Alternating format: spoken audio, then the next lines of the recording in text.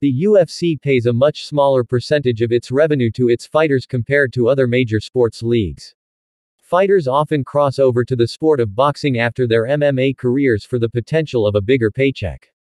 Tyson Pedro, a retired UFC light heavyweight who recently made the switch, won his boxing debut against Taimoor Khan via knockout.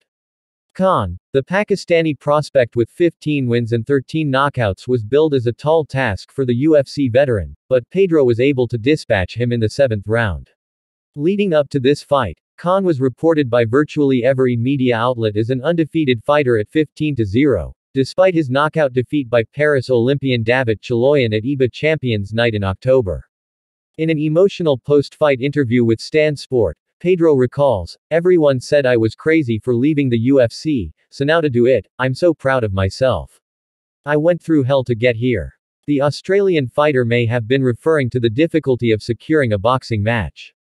Pedro announced he would transition to boxing shortly after retiring from the UFC last year, but his debut was postponed 3 times due to opponents canceling. As for his next fight, Pedro may have a big payday fight in mind and suggested, "I wouldn't mind getting Jake Paul back for the Tysons," referencing the social media boxer's recent exhibition match with the aging boxing icon, Iron Mike Tyson. If he can secure a fight with Jake Paul, Pedro might be able to get a bigger bag than all of his UFC paychecks combined.